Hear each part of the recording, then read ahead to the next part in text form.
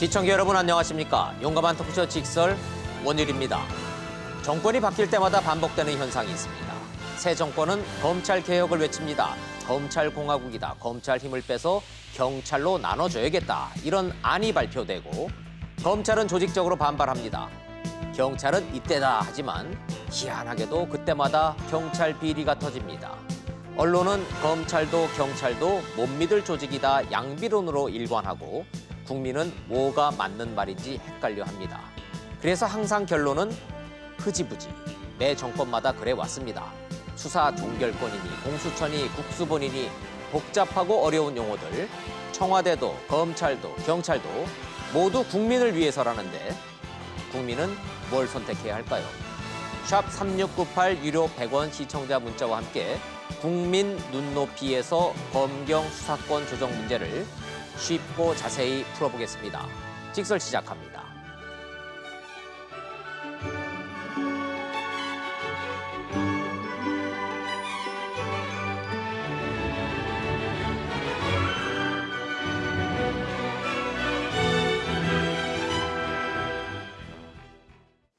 아무래도 법률 전문가 세 분을 좀 모셨습니다. 먼저 동국대학교 경찰행정학과 교수로 계시는 곽대경 교수님 나오셨습니다. 어서 오십시오. 안녕하세요. 네, 안녕하세요. 그리고 김희준 변호사, 이현호 변호사 두 분 변호사 모셨습니다. 어서 들어오십시오. 네, 안녕하세요. 안녕하십니까. 검찰이 가진 권한을 경찰로 좀 나눠주자. 그럼 경찰이 너무 커지는 거 아니냐. 그렇다면 경찰청장 지휘 안 받는 국가수사본부라는 거 만들자. 이게 바로 한국형 FBI다. 당정청 논의가 이렇게 진행되고 있습니다. 정리한 내용을 먼저 보시고 토론 시작하겠습니다. 경찰개혁 추진 경과를 점검하는 당정청 회의. 정부 여당은 경찰 비대화를 막기 위해 행정과 수사를 분리하는 국가수사본부 설치 방침을 재확인했습니다. 경찰청장이나 지방청장, 경찰서장 등 관서장은 원칙적으로 구체적인 수사 지휘를 할 수 없습니다. 또 정보경찰의 정치 개입을 막기 위해 처벌 조항과 업무 영역을 명문화하고 경찰대 선발 인원도 절반인 50명으로 줄여 경찰대 고위직 독점도 막기로 했습니다. 회의에서 버닝썬 부실 수사 같은 경찰에 대한 비판도 나왔지만 비판의 초점은 검찰에 맞춰졌습니다. 검찰 스스로가 국민의 기대에 미칠 만한 개혁을 이루지 못했다는 따가운 국민적 평가를 검찰총장은 경청하시길 바랍니다. 검찰을 향한 이딴 경고를 경찰청장까지 거들고 나서기도 했습니다. 국회에서 의견이 모아진 결과물입니다. 절차적 정당성이 확보된 만큼 이를 존중하는 것이 민주주의에 부합된다고 생각합니다. 문무일 검찰총장의 민주적 원칙에 위배된다는 발언을 따와 정면으로 반박한 겁니다. 검찰은 공개 반응은 자제한 채 이후 국회 논의 과정에서 미흡한 점을 보완하겠다는 입장입니다. 하지만 거듭된 경고에서 나타나듯 정부 여당이 검찰의 요구 수준만큼 수사권 조정안을 수정할 가능성은 낮아 보입니다. 검경 수사권 조정을 둘러싼 검찰과 경찰, 청와대의 이런 힘겨운 힘겨루기 속에 상황이 빠르게 진절되고 있습니다. 검찰 개혁 내용 지난번에 한번 아실 것이고 오늘은 아무래도 경찰 개혁안부터 다뤄봐야 될 순서인 것 같습니다. 지금 들으신 것처럼 국가수사본부, 한국형 FBI, 미국 같은 국가수사본부를 한번 만든답니다. 어떤 내용인지 그 얘기부터 한번 시작을 해보고자 합니다. 동국대 경찰사법대학의 곽대경 교수님, 제가 아까 소개를 동국대는 원래 경찰행정학과가 유명했는데 네, 이게 이름이 바뀌고 승격이 됐나요? 네 그렇습니다. 저희 동국대 경찰행정학과 1963년에 예. 만들어졌는데요. 3년 전에 경찰사법대학으로 단과대학으로 승격을 했습니다. 단과대학이 됐군요. 네. 예, 예. 자, 이제 경찰 개혁, 경찰 조직에 대해서는 뭐 곽대경 교수님 대한민국에서 뭐 손꼽히는 전문가시라 제가 특별히 좀 모셨는데 갑자기 국가수사본부라는 게 툭 튀어나왔습니다. 당정청 회의에서 이게 지금 발표처럼 돼버렸는데 어떤 조직입니까 이게 그 당정청이 만든 안이? 지금 현재 이제 수사권 조정에 관련된 여러 논의들을 하다가 경찰의 권력이 너무 커지는 거 아니냐, 뭐 예. 이런 거에 대한 이제 우려가 있으니까 그걸 이제 좀 방지하기 위한 두 가지 핵심적인 안은 그러면 일반 경찰하고 수사 경찰을 나누자. 예. 간단히 말해서 이제 행정 경찰과 이제 수사 경찰을 이제 나눠서 아하. 이런 뭐 행정을 담당하고 있는 소위 말해서 이제 기관장들, 예. 경찰서장이라든지 지방경찰청장 또는 이제 경찰청장 이런 사람들이 어떤 수사의 구체적인 어떤 사항에 대한 어떤 관여를 하지 못하게 배제를 하자. 예. 이렇게 이제 안이 하나 나왔고요. 또 하나는 이제 현재 이제 국가 경찰인데 네. 이 이제 국가 경찰을 이제 지방자치경찰제를 만들어서 경찰의 권한을 좀 분산시키는 거. 네. 그리고 그 외에 뭐 좀 다른 세부적으로는 이제 정보 경찰을 뭐 축소를 한다든지 예. 아니면 그 인권을 갖다 이제 강화하는 그런 안과 함께 경찰에 대한 내부와 내부의 통제를 강화하는 뭐 이런 방안들이 논의가 된 겁니다. 아이고 제가 뭐 쉽게 좀 경찰 개혁 방안이 뭡니까라고 쉽게 좀 질문을 드렸더니 생각보다 내용이 많네요. 자, 세 분과 함께 전문가들과 함께 경찰이 그러면 경찰이 너무 비대화된다. 공룡 경찰 되는 거 아니냐라는 거를 방지하겠다면서 내놓은 개혁안. 경찰도 공룡되는 거 아니다. 다 쪼개가지고 이렇게 견제와 균형 장치를 만든다라는 내용이 생각보다 많습니다. 그 내용부터 좀 한번 하나하나 좀 짚어보도록 하죠. 그렇다면 시작은 뭐 국가수사본부, 한국형 FBI 만든다는 거니까 요거부터 좀 여쭤보도록 하겠습니다. 김희준 변호사님 소개하겠습니다. 김희준 변호사님은 검찰 출신이시고, 네, 맞습니다. 그렇죠? 예, 제가 보니까 서울중앙지검 강력부장도 하시고, 야, 광주지검 차장검사도 하시고, 예, 어휴, 강력부장 그러면 여기 저 원래 깡패들 잡는 데 아닙니까? 예, 뭐 조직 범죄하고 마약 범죄를 주로 다루는 곳입니다. 그럼 제가 여쭤보는 굳이 이렇게 프로필을 좀 강조하는 이유가 예. 업무의 성격상 경찰을 유난히 많이 좀 접해봤을 것 같아요. 그렇죠. 예, 다른 부서에 비해서 강력부 같은 경우는 경찰하고 협업을 많이 합니다. 그렇죠. 예. 그리고 제가 강력부가 평검사 시절에 예. 항상 경찰관들이 제 검사실에 예. 파견 나와 있었어요. 그렇죠. 예. 예, 그래서 범죄의 성격 자체가 조직 범죄, 예. 쉽게 말하면 깡패, 예. 그다음 마약 범죄, 마약범. 예, 예. 그런 범죄들을 다루기 때문에 뭐 경찰하고 협업을 하지 않을 수가 없는 거죠. 국민들 입장에서는 딱 그 검사실 모습이 드라마나 영화를 통해서 각인이 돼 있잖아요. 네. 검사님 계시고 네, 맞습니다. 딱 저 힘 좀 쓰시는 수사관님 계시고 계장님 계시고 네. 그리고 딱 잠바 입고 운동화 신고 있는 쌈 잘하는 경찰 수사관들 쫙 수십 명 데리고 그게 출동 이제, 그러면 예, 이제 그게 예. 강력부 검사의 모습이죠. 그 전형적 그거 뭐냐 허구가 아니죠. 예, 맞습니다. 실제로 경찰을 데리고 이렇게 일을 좀 하시는 겁니다. 그래서 경찰과 검찰의 협업이라고 말씀을 하셨지만 네. 나쁘게 말하면은 경찰을 어떻게 수사 지휘를 하고 어떻게 수사 종결을 하고 경찰이 어찌 보면 가장 불만을 가질 수 있는 역할을 하셨기 때문에 제가 이제 거꾸로 좀 여쭤보는데 뭐 검찰이 가지고 있는 권한을 경찰로 나눠주자까지는 시청자 여러분들이 많이 이해를 하고 계시니까 그렇다면 우리가 한국형 FBI로 국가수사본부를 만들겠습니다. 이 안에 대한 평가부터 좀 부탁을 좀 드릴까요? 예, 지금 뭐 경찰 개혁 논의가 나오고 있는 게 네. 사실 이제 검찰 개혁부터 시작을 해가지고 검찰 개혁의 일환으로 경찰에 일차적인 수사 종결권을 주고 네. 검사가 경찰을 그동안 수사 지휘를 해왔거든요. 네. 그래서 경찰에 대한 수사 지휘권을 폐지를 하고 예. 하다 보니까 경찰의 권한이 굉장히 막강해지거든요. 네. 더더구나 이제 국정원 같은 경우도 뭐 국내 정보 수집 파트가 못하는 폐지가 거죠. 되고 예. 그다음 대공 수사권도 경찰로 이관이 됐습니다. 그렇죠. 그러다 보면 경찰 권한이 너무 세진다는 네. 그런 비판 여론들이 있다 보니까 뭐 경찰 개혁 논의가 본격적으로 지금 이루어지고 있는데요. 그 일환으로 지금 나온 게 그동안 늘상 이제 우리가 논의를 해왔던 게 경찰이면 다 똑같은 경찰이 아니거든요. 네. 경찰 안에서도 담당하는 업무가 다릅니다. 경찰은 워낙 거대한 조직이다 보니 행정도 있고 교통도 있고 정보도 있고 경비도 있고 그리고 이제 진짜 우리가 생각하는 이제 수사 경찰이 있고 그렇죠. 이제 예. 크게 나누면 행정경찰하고 사법경찰로 분류가 할 수가 있거든요. 그렇죠. 예. 대부분의 선진국 같은 경우에는 행정경찰하고 사법경찰이 분리가 돼 분리가 있습니다. 돼 있죠. 예. 근데 우리나라 같은 경우에는 이 중앙 집권적인 국가경찰 체제를 그동안 계속 가지고 오다 보니까 예. 그 안에 다 이게 행정경찰하고 사법경찰이 다 포함이 돼 있거든요. 예, 15만 경찰의 최정점에 경찰청장이 있는 거고 그렇습니다. 그 경찰청장 임명권을 청와대가 갖고 있는 거고 예. 이렇게 돼 있습니다. 현재는. 예, 자, 그렇죠. 좋습니다. 그러면 국가수사본부라는 안을 국민 여러분한테 이제 우리는 설명을 좀 해드려야 되는데 네. 그렇다면 국가수사본부라는 새로운 조직을 만들면 뭐가 달라집니까, 경찰이? 경찰 조직 안에서 행정경찰하고 사법경찰을 분리를 하겠다는 겁니다. 그러면 그래서 분리돼 나오는 수사경찰이 국가수사본부가 되는 겁니까? 그렇습니다. 그래서 이제 예. 수사는 국가수사본부에서 하도록 하고 예. 나머지 경찰은 일반 정보 업무라든가 행정경찰 업무를 담당하도록 하겠다는 거죠. 아하. 다만 이게 이제 한국형 FBI라고 하는데 예.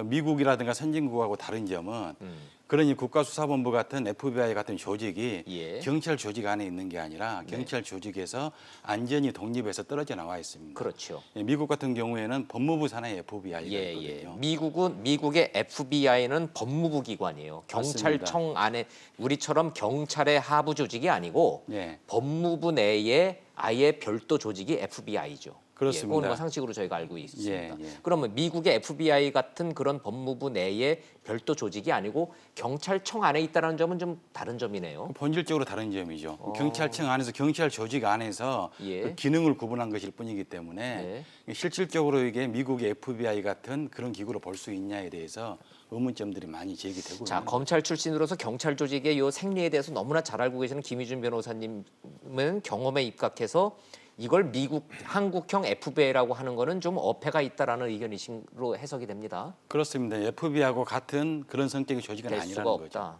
한 가지만 더요. 경찰청장 지위를 안 받겠다는 거 아닙니까? 경찰청장 뭐 지위를 안 받겠다고 하고 있지만은 사실 그 국가수사본부의 본부장은 치안정강급이거든요. 예. 그다음에 경찰청장은 치안총괄급입니다. 네. 비록 이제 그 국가수사본부장은 개방형으로 해가지고 외부에서 예. 영입을 해온다고 하지만은 실질적으로 국가수사본부에 근무하는 그 밑에 경찰관들은 다 전체적인 국가경찰 조직 안에 포함되어 있거든요. 그렇죠. 그러다 보면은 그 제도상으로는 실질적으로 뭐 지휘 감독 권한이 없다고 보겠지만은 예. 사실상 실질상으로는 영향을 받지 않을 수가 없는 거죠. 자, 개념들을 보여드리고 있습니다. 김희준 변호사님의 말씀을 제가 부연 설명을 드리자면 굳이 하자면 국가수사본부장은 뭐 지휘를 안 받는다 치고 그 밑에서 실질적으로 수사를 지휘하는 2차장, 2부장 이런 분들은 현역 경찰 수사 간부들이기 때문에 이분들은 경찰 지방청장도 돼야 되고 곧 경찰청장 하겠다고 맘먹은 분들이기 때문에 아무리 구조를 그렇게 만들어놔도 경찰청장이 전화 한마디 하고 눈짓 한 번만 찡긋하면 무슨 말인지 알아들을 거다. 이런 의미 이렇게 그렇죠. 하면 너무 예. 과한가요? 실질적 사실상으로 영향을 미치지 않을 수가 없는 거죠. 실질적으로 미춘다. 그렇죠. 그걸 눈치를 보지 않을 수가 없는 거고요. 같은 조직 안에 있는 이상은 그걸 안전히 배제하기는 어려울 것으로 봅니다. 경찰청장의 입김으로부터 벗어나지 못하는 구도라고 김희준 변호사님 지금 평가하고 계십니다. 자, 우리 젊은 신예 이연호 변호사님 시청자들께 한번 더 소개 좀 드리겠습니다.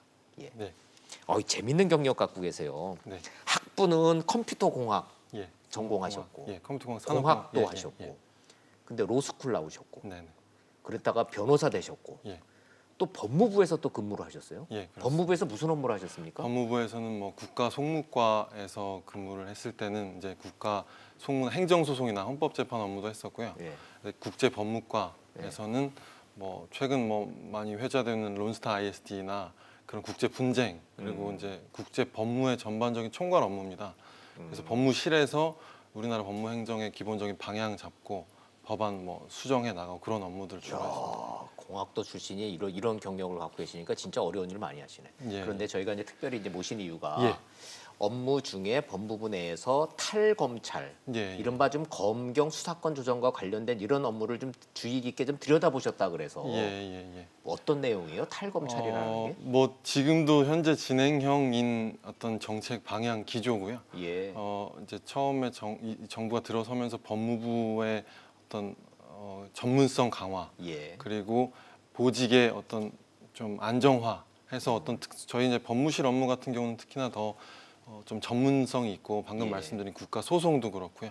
민사의 영역이기도 하고 뭐 그런 좀 전문적인 영역, 특히 국제도 좋아요. 예, 그렇고 예. 그걸 강화하기 위한 방안의 하나로 검사님들이 보직 배치받던 자리에 민간에 이제 개방을 해서 변호사들이 그 자리에서 일을 하는 그런 자리에 제가 한마디로 정부 조직 내에서 검찰이 그냥 온갖 군데 다 파견 나가서 다 그냥 그거 요직했다가 다시 돌아와서 결국은 또 그분들이 또 출세하고 이런 거 좀 막아보자 해가지고 좀 탈검찰, 좀 검찰 힘 좀 빼는 그런 업무 좀 하셨다는 얘기로 이해를 하겠습니다. 좋습니다. 본질적으로 좀 네, 여쭤볼게요. 네, 네, 네. 검찰 출신도 아니고 경찰 출신도 아니고 정말 그 들여다보신 이제 법조인의 입장에서 예. 경찰이 너무 비대해지는 거 아니냐라는 논의까지 진행이 됐는데 그래서 나온 저 국가수사본부 예. 어떻게 방향 잘 잡은 겁니까? 아니면은 우리 그 김희준 변호사님처럼 이거는 좀 내용을 들여다 아는 사람들은 좀 아닌 것 같은데 이런 입장이십니까? 저는 오늘은 좀 실제 제가 직접 변론을 하고 있는 이제 뭐 일반 국민들입니다. 예. 개인들의 시각에서 말씀드리고 싶은 부분이 예, 있는데 바로 그거예요. 저도 거기서 질문을 드리고 싶어요. 두 가지입니다. 뭐 기본적으로 좀 쉽게 말씀드려서 억울한 피해자들은 진실이 밝혀지길 원하고 또 예.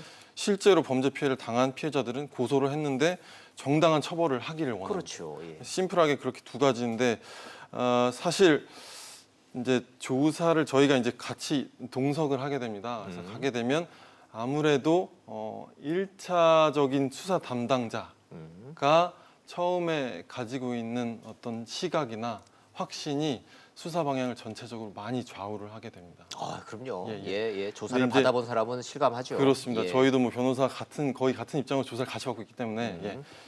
그러다 보면 저희가 느끼는 거는 이제 그게 비단 1차 수사기관이 꼭 경찰이라서 그런 건 아니고 검찰 수사도 마찬가지예요. 검찰이 직접 수사를 해서 최초에 저희가 검사님 앞에 가는 경우도 있습니다. 예. 그런데 일반 국민들은 사실은 경찰 앞에 가는 경우가 대부분입니다. 예. 거의 뭐 대부분이라고 봐야 되고 그러다 보니까 수사관님들 제가 느끼기에 굉장히 열의가 있으시고 정의로우시고 그렇지만 어느 순간 편향이 생기다 보면 네, 확정 편향으로 가면 조금 뭐 그래서 저희 피의자 쪽에서 조금 억울한 측면이 있을 수도 있고 예. 뭐 그런 부분이 좀 있긴 있습니다. 변호사가 조금 억울한 거지 당사자는 정말 미치고 환장하는 거죠. 네. 예. 그러다 억울하다고 보니까 칠 때는. 사실 먼저 말씀드리고 싶은 건 뭐냐면 사실은 예. 경찰이 1차 수사를 하기 때문에 그걸 뭐 꼭 지휘해야 된다, 뭐 감독해야 된다라고 보는 건 아니고 예.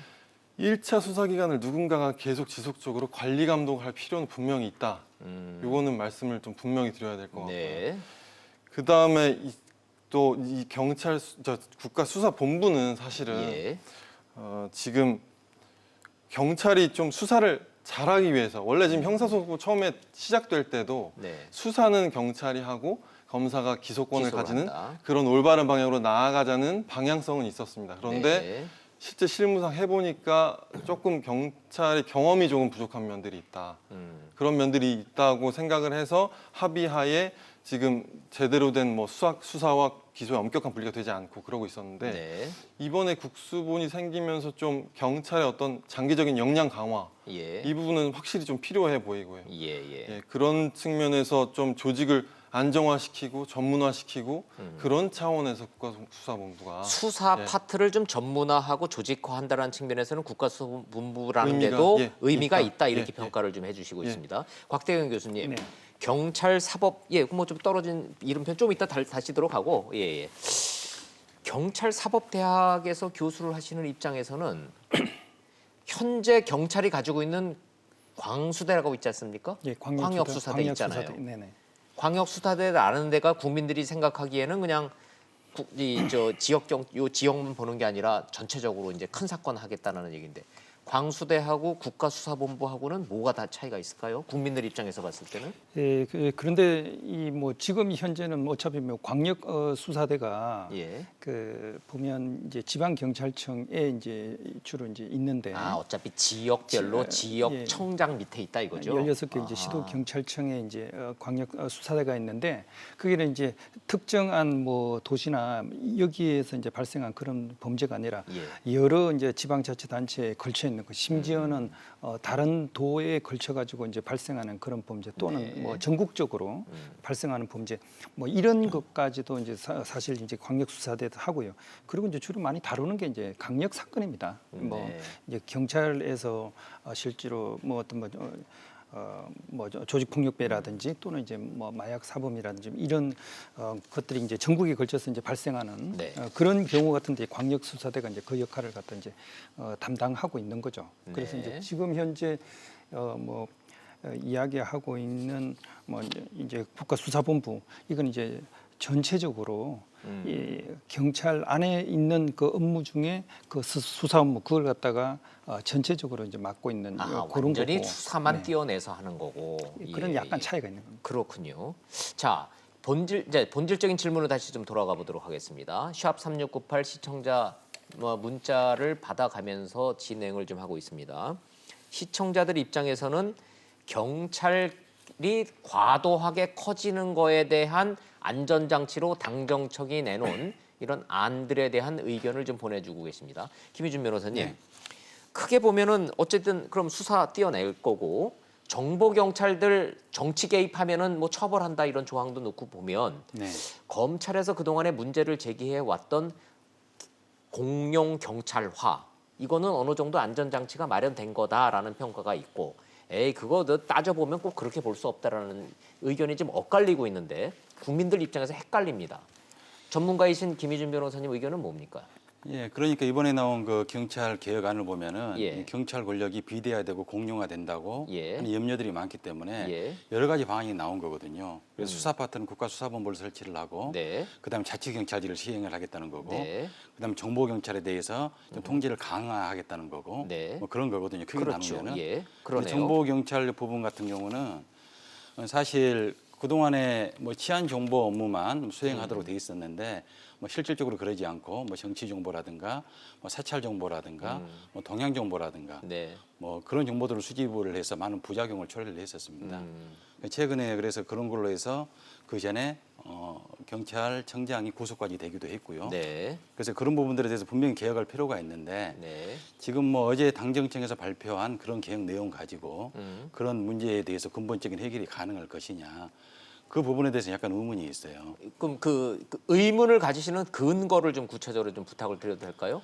예, 자, 어찌 됐든 쪼개고 나누고 잘못하면 처벌하겠다가 지금 핵심인 것 같은데. 그렇습니다. 예. 근데 이제 쪼개고 나누고 잘못하면 처벌하겠다는 게 예. 결국은 다 경찰 조직 안에서 이루어지고 있는 거거든요. 아, 결국은 아까도 제가 경찰- 말씀드렸다시피 예. 국가수사본부 같은 경우도 경찰 조직 내에 그대로 존치가 되는 것이고요. 예. 그다음에 자치경찰제 같은 경우도 사실 선진국에서 시행하고 있는 그런 의미의 엄격한 의미의 자치경찰제라고 보기 어려운 측면이 많이 있고요. 아하. 정보경찰 같은 문제도 치안정보라고 그전에 규정을 하고 있었어요. 예. 근데 그 치안정보의 개념 자체가 애매하고 모호하기 때문에 아하. 그걸 넘어서서 정치정보까지 생산을 했었거든요. 예. 근데 이번에 뭐 개혁안 나온 걸 보더라도 그 부분이 굉장히 과연 그 정보 파트에서 어느 범위까지 정보를 수집을 하고 생산할 것인지가 굉장히 애매하게 되어 있습니다. 아하. 그리고 처벌 조항을 뭐 두겠다고 하고 있지만은 이미 현재 법 규정으로도 처벌이 가능해요. 이미 처벌되고 있지 않습니까? 그렇죠. 예, 그것만 가지고는 충분하지 않다는 거죠.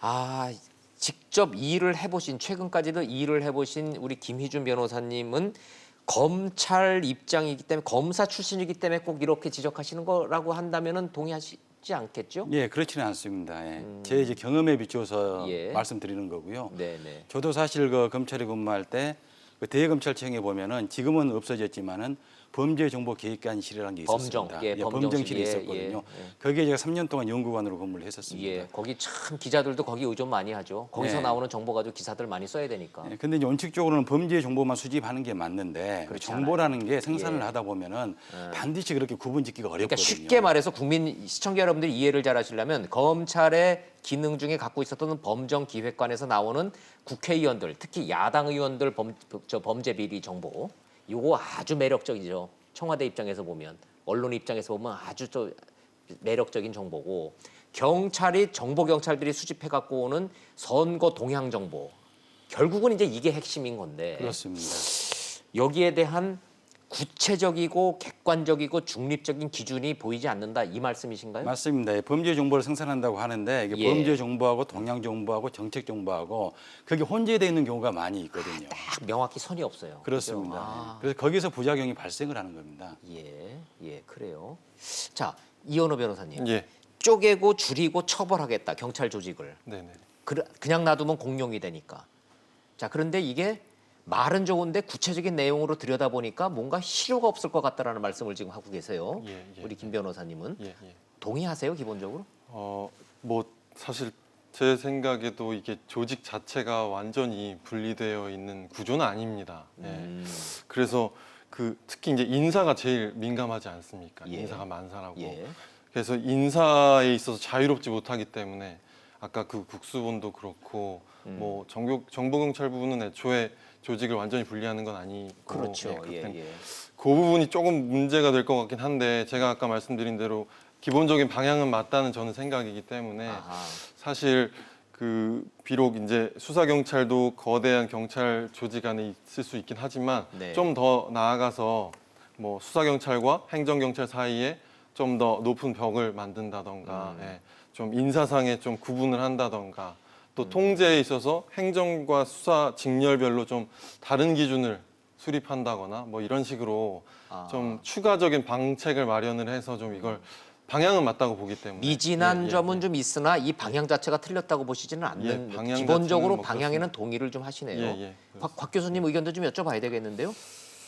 예, 뭐 여러 가지 뭐 있을 수는 있는데요. 일단 기본적으로는 그 뭐 행정 경찰이 하고 있는 여러 가지 이제 경찰의 그 뭐 질서 유지라든지 여러 가지 사회 안전을 위한 그런 어떤 업무들 네. 뭐 이런 것하고 범죄가 발생했을 때 이제 그 수사하는 그런 거는 이제 구분을 해서 예. 이제 행정 경찰을 담당하고 있는 기관장이 그 수사에 있어서 이제 어떤 뭐 일반적인 원칙 뭐 이런 거는 그런 거에 대해서는 이제 이야기를 하겠지만 구체적인 어떤 사건이 났을 때 어떤 식으로 뭐 수사를 하라 어느 예, 정도까지 이제 수사를 하라 수사 대상은 누구다 하는 이런 구체적 지휘는 하지 말라는 거거든요. 아하, 구체적 지휘권은 네. 현재 개념도만 놓고 보면 없는 거예요. 그래서 수사권의 독립성이 보장된다라고 당정청이 어제 발표를 좀 했어요. 예, 그래서 지금보다는 분명히 그 이제 분명히 분리를 있다. 시키기 예. 그런 어떤 뭐 독립성이 지금보다는 이제 나아진 거다. 뭐 그런데 사실 뭐 경찰 내부 입장에서는 상당히 뭐 밑바닥 정서는 과연 이 행정 경찰하고 이제 뭐 사법 경찰 이걸 갖다가 이제 뭐 분리하는 게 아니, 그게 궁금해요. 적절한가? 제가 이거에 정말 대해서 국민 내 눈높이에서 다시 여쭤보자면 네. 정말 일선 경찰관들은 이 개념도를 보고 야 이렇게만 되면은 정말 우리가 윗사람들 저 위에 부당한 압력 받지 않고 정말 수사 한번 제대로 해보겠네라고 일선 경찰들은 그런 믿음이 있을까요? 좀 그게 그래서 이제 궁금합니다. 사실 이제 현장에서 이제 벌어지는 일들을 갖다 놓고 보면 어떤 뭐 112 신고가 들어와가지고 현장에 가가지고 이제 했을 때 그런 어떤 파출소에서 그냥 민생 사건 뭐 이렇게 가지고 보는 그거하고 나중에 그게 이제 어떤 범죄 관련된 뭐 중대한 범죄와 관련된 그런 거하고 이제 어떤 정확하게 이제 구분하기가 현실적으로 이제 쉽지 않다는 거죠. 아니 당장 최근에 그 버닝썬 사건이 그거 아닙니까? 네. 처음에는 그냥 뭐 쌈 나갔다 그래가지고 그 112 순찰차 그 C3라 그러는데 네. 그거 출동한 게 시발점이었었지 않습니까? 네. 그랬다가 이렇게 커졌었는데. 네, 그래서 이제 지방자치경찰이 이제 그걸 이제 담당을 하고 있다가 진짜 이게 뭐 중대한 범죄 사건이다. 그러면 또 국가경찰로 넘겨가지고 이제 국가수사본부에서 담당을 해야 되는 이런 경우가 있기 때문에 그러니까 명확한 구분이 되게 어렵다는 거 보시는군요. 그래서 이제 처음에는 상당히 현장에서 상당히 그 사건의 성격을 예. 놓고 누가 담당하는지 이런 거에 대한 그 혼란이나 논란이 좀 있을 것 같고요. 자, 잠깐만요. 요 대목에서 시청자들 저 눈높이에서 제가 좀 질문 좀 드리겠습니다. 최근에 그 요새 언론에서 떠들고 있는 대림동 여경 사건 있지 않습니까? 그러면은 그 사건은 자치경찰의 영역입니까? 저 국수본 영역입니까? 이렇게 되면은 이런 좀 구체적인 질문이 되는데 저런 취객이 발생했습니다. 아이고 그래서 경찰이 이제 제압을 합니다. 왜냐하면은 안 그러면 사람이 다치니까. 근데 여경이 힘에 붙이니까 주변에 여경이 막 도움을 요청을 해요. 그래서 뭐 최근 이제 조사 다 마치고 나니까 여경이 잘못한 건 아무것도 없다라는 건데 저런 사건이 이제 발생을 이제 실제로 비일비재로 하는데 이런 사건이 자치경찰의 영역이 됩니까? 뭐 국수본에서 할 사건은 아닌 것 같고. 예, 지금 저 사건 자체는 이제 파출소에서 이제 벌어진 순찰 일이고. 경찰들이 이제 출동을 한 거고, 예. 그래서 이제 지방 자치 경찰의 영역이 이제 되는 거죠. 네. 그런데 만약에 저 이제 현행범을 뭐 그냥 술 취해가지고 그냥 행패 부리는 그런 정도로 사람인 줄 알고 이제 잡았는데 네. 나중에 잡고 그 사람에 대한 여러 가지 신원조회를 하고 여러 가지 봤더니 범죄 경력이나 이런 걸 봤더니 거물이야. 기소 중지가 돼 있는 상당히 심각한 범죄를 이제 저지른 사람이다. 그렇게 되면은 이제 그런 걸 이제 국가 경찰에서 이제 수사를 하게 되는 좋습니다. 그런 식으로 이제 되는 겁니다. 예. 자, 어찌 됐든 당정청이 공룡 경찰을 막기 위해서 쪼개고 나누고 줄이고 처벌한다라고 하는 이런 방향에 대해서 전문가 여러분들과 함께 경찰의 개혁 방안에 대해서 좀 얘기를 좀 나눠봤습니다. 뭐 필연적으로 다시 검찰로 한번 좀 다시 그럼 가보죠. 이 모든 문제의 출발점인 검찰 개혁. 김희준 변호사님. 네. 검찰의 조직적 반항, 뭐 저항을 한다, 뭐 이제 이런 얘기들 뭐 많이들 나오고 있고 국민들이 좀 그런 시각을 갖고 계시는데 실제로 검찰의 밑바닥 정서는 뭡니까? 후배들도 많으실 텐데. 예. 지금 검찰의 전반적인 분위기는요. 예. 그전에 그 참여정부 때는 사실 뭐 전국의 평검사 회의도 개최하고 그렇죠. 예. 아주 대통령하고 맞짱도 뜨고. 예, 예. 대통령하고 뭐 토론도 하고요. 음. 그래서 뭐 아주 전면적인 예. 반발을 불러일으키고 예. 표출을 했었는데 지금은 뭐 그때에 비해서는 굉장히 좀 잠잠한 그런 상태입니다. 예. 다만 내부적으로는 뭐 검찰 개혁이 필요하다는 부분에 대해서는 어느 정도 공감을 하고 있고요. 예. 다만 검찰 개혁을 하되 예. 그 올바른 방향으로 가야 된다. 그런 부분에 대해서 굉장히 그럼- 우려를 하고 있는 거죠. 그럼 현 방향이 올바른 방향으로 가고 있다라는 정서가 검찰 내부에 있습니까? 아니면 이거는 도저히 우리가 받을 수 없는 방향으로 가고 있다 이런 분위기입니까? 그래서 이제 그 부분을 제가 말씀드리고 싶은 건데요. 예. 검찰을 개혁해야 된다는 부분에 대해서는 국민적인 공감대가 이미 형성이 돼 있습니다. 그렇게 다만 보시는군요. 예. 그 검찰 조직 내부에서도 뭐 검찰총장도 이야기를 했지만은 예. 검찰 개혁은 필요하다고 인정을 예. 하고 우리가 있거든요. 잘못한 게 많다라고 총장이 자기 입으로 얘기한 거잖아요. 예, 맞습니다. 예. 근데 이제 저는 항상 의문을 갖는 게 예. 뭐 검찰 개혁이 필요하다. 필요하면 왜 필요한지에 대해서 그 근본적인 이유가 뭔지에 대해서 우리가 지금 간과를 하고 있는 게 아닌가. 김 변호사님 생각을 생각하시는 하거든요. 근본적인 원인이 뭡니까? 검찰 개혁이 필요하다고 생각하는 그 이유는요. 예. 그동안 검찰이 공정하고 객관적으로 수사를 하지 못하고 정치 검찰 내지 정권의 신여로서 역할을 해왔다. 아하. 그게 가장 큰 이유였거든요. 쉽게 얘기해서 대한민국 검찰은 정치 검찰 이어왔다. 그거 부인할 수 없다. 이 말씀이시네요. 그렇죠. 이제 그런 역할을 해왔기 때문에 검찰을 개혁해야 된다. 예. 검찰 권한이 너무 비대하다. 그런 논리 때문에 이제 검찰 개혁이 국민적인 관심사가 되고 국민적인 공감대가 형성이 좋아요. 되는데요. 솔직한 고백으로 받아들이겠습니다. 예, 그렇다면 예, 왜 정치 검찰이 되고 정권이 신여가 됐냐? 음. 우리가 이 부분을 눈여겨봐야 됩니다. 그러네요. 왜 그렇다고 대한민국 생각을 검찰은 하십니까? 정치 검찰이 됐을까요? 그건 아까 우리 이현우 변호사께서 말씀하셨지만 인사권 문제하고 이게 결부가 됩니다. 인사권을 사실 이게 대통령이 인사권을 가지고 있는 이상은 예. 그게 검찰 조직이 됐든지 경찰 조직이 됐든지 설사 뭐 공수처가 됐든지 간에 네. 흔들릴 수밖에 없거든요. 잠깐만요. 요 대목에서 많은 국민들이 공감하실 것 같은데 네. 제가 좀 반박을 좀 한번 질문을 드려보겠습니다. 그렇다면 그동안의 역대 정권에서 청와대가 인사권자를 가진 사람이 정치 검찰이 되라고 강요했기 때문에 근본적인 문제가 발생을 했습니까? 아니면 혹시요 검찰 스스로가 검사가 될 때부터 원래 검찰은 그런 데니까 대한민국 검찰은 나는 정치 검찰이 될 자세가 돼 있는 검찰 내부의 DNA는 없습니까? 뭐 이제 기본적으로 공직자라는 게 검사뿐만이 아니라 출세하려고. 예, 대부분 공직자라는 게 승진의 욕심이 있고 좋은 보직을 가고 싶은 욕심이 예. 있을 수밖에 없거든요. 그렇다면은 결국은 인사권을 가진 사람한테 잘 예. 보이기 위해서 노력을 할 수밖에 충성을 없는 했다 겁니다. 이거죠. 예. 예. 충성을 할 수밖에 없는 겁니다. 그것이 인간의 본성이거든요. 근데 그걸 사실 활용을 하는 그런 측면이 있었거든요. 그래서 네. 제가 사실 이게 대검 연구관을 할 때 제일기획에 의뢰해가지고 검찰에 대한 이미지 조사를 한 적이 있어요. 했더니 동물에 비유해서 검찰 이미지가 나왔는데 하이에나로 나왔습니다. 하이에나는 뭔가요, 그게? 죽은 예, 짐승의 썩은 고기말을 먹고 사는 거잖아요. 예. 그 말은 무슨 말이냐면은 죽은 센 권력에 짐승한테는 안 대해서는 달려들어요. 하이에나는. 예, 죽은 권력에 대해서는 열심히 수사를 하는데 살아있는 권력에 대해서는 수사를 하지 못한다는 거예요. 예. 뭐 그런 현상이 왜 발생을 했냐? 예. 그 모든 게 본질을 우리가 집중해서 들어가다 보면은 다 인사권 문제거든요. 아하. 그래서 미국 같은 경우에는 이게 예. 검사장이라든가 이걸 다 사실 선출직으로 뽑습니다. 선거로 예, 뽑습니다. 선거로 뽑아요, 미국은. 그래서 정치적으로 이게 독립이 돼 있거든요. 미국은 검사장부터 선거로 뽑죠. 그렇습니다. 검사장부터. 예, 예. 평검사들은 뭐 당연히 임명직이고. 예, 그렇다면은 지금 현재 추진하고 있는 개혁이 예. 이 내용대로 갔을 때 과연 그런 문제를 해결할 수 있냐? 아하. 뭐 공수처를 설치를 하고 뭐 이게 경찰을 개혁하고 검찰을 개혁을 하면은 그동안 우리가 문제시했던 그런 핵심 문제가 해결될 수 있느냐? 그런 관점에서 바라보게 되면은 저는 굉장히 부정적으로 보고 있고. 좋습니다. 자, 정리를 좀 하자면 공수처가 됐든 현재 진행되고 있는 검경수사권 조정이 됐든 임명권자가 청와대 대통령인 한 백날 해봐야 소용없다. 결국은 인사권자 말 듣게 돼 있다. 그렇습니다. 공수처를 설치를 한다 하더라도 인사권을 대통령이 가지고 있는 이상은 예. 제2의 검찰화가 될 수밖에 없거든요. 좋습니다. 그러면 검찰은 그래서 어떻게 하자는 거예요?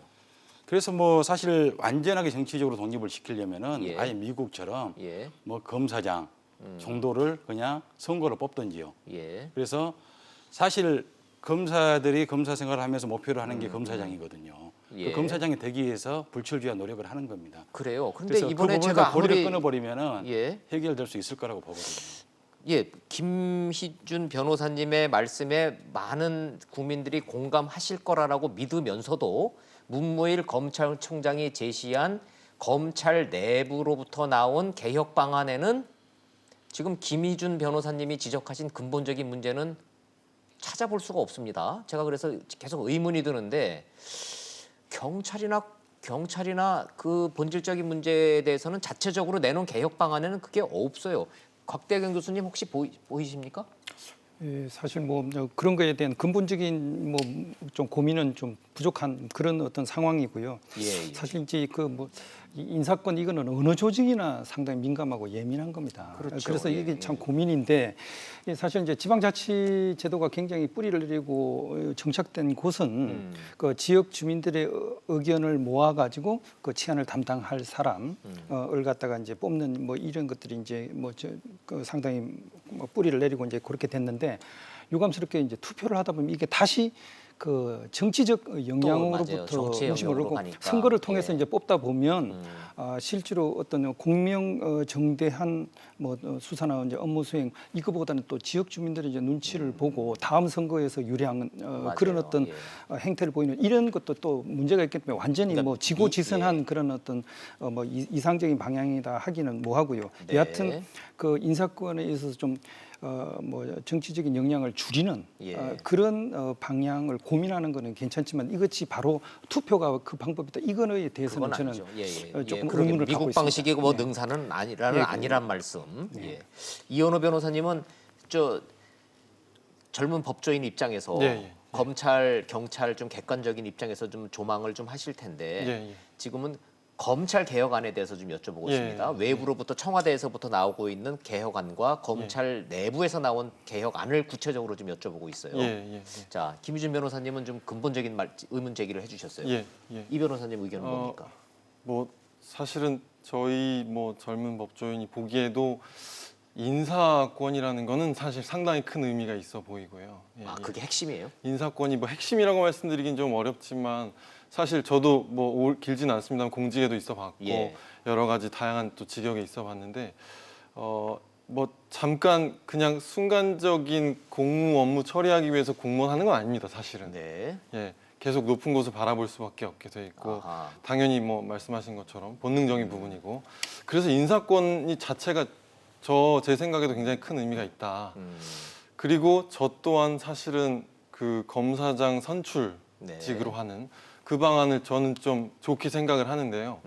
뭐 여러 가지 안 좋은 점이 당연히 긍정 부정이 다 있습니다. 근데 뭐 지역 주민들 눈치를 볼 수밖에 없다. 뭐 그런 부분도 있긴 하지만 반대로 생각하면 선출을 뽑았기 때문에 그 지역 시민들이 네. 그 문제 제기를 더 강하게 할 수 있는 겁니다. 요즘에 보면 옛날과는 다르게 우리가 뭐 주민 소환제 그런 느낌의 실제 뭐 지방자치단체장이라던가 뭐 지방의회에 직접적으로 주민들이 문제 제기를 합니다. 네. 그건 아마도 전 더 활성화될 거라고 그렇죠. 보고 예. 실제 만약에 뭐 물론 여러 가지 난관이 예, 예. 있겠습니다만 검사장이 선출직이 되면 뭐 그 이후에 문제 상황에 대해서 시민들도 가만히 있지는 않을 것이다. 그러게요. 뭐 그런 생각을 해봅니다. 예. 네, 문자들 시청자 여러분들 샵 3698 문자들 내용을 보면요. 의외로 지금 청와대의 개편안이나 검찰 경찰의 내부 개편안보다는 지금 전문가들이 말씀하시는 지금 발표 내용에는 없는 좀 더 본질적인 내용들에 대해서 문자들이 더 많이 나오고 있어요. 김희준 변호사님 말씀에 저 동의하는 의견들이 많네요. 의외로 이 시청자들 문자는. 근데 불행히도 이거는 하나만 한 소리인 게 안에 없습니다. 지금 정부 안에. 그래서 이런 해법은 좀 아쉽기는 하지만 다시 그러면 어쩔 수 없이 다시 본질적인 문제로 좀 넘어가 보겠습니다. 검찰 개혁, 경찰 개혁, 뭐가 그럼 국민을 위한 거냐? 김희준 변호사님. 검찰이요. 차라리 그래 1차 수사 종결권 줄게. 근데 우리 그다음에 이 기소 독점주의 이 특혜 내려놓게. 이 정도로 나오면은 국민들이 야 이번에 진짜 검찰이 정말 뼈를 깎는 개혁을 할래나 보다 이제 이러는데 매 정권마다 말로만 뼈를 깎다 보니까 뼈가 그냥 하나도 바뀌지가 않는다라는 지적이 많습니다. 검찰이 내놓은 자체 개혁안이 말뿐이다라는 질문을 드리는 겁니다. 그런 지적에 대해서 어떻게 평가를 하십니까? 예, 저도 이제 그런 부분에 대해서 어느 정도 공감을 하고 있고요. 예. 제가 이제 이번에 검찰 개혁안을 보면서 본질적으로 느끼는 것은 예, 지금 보여드리면서 말씀을 네. 부탁을 드릴게요.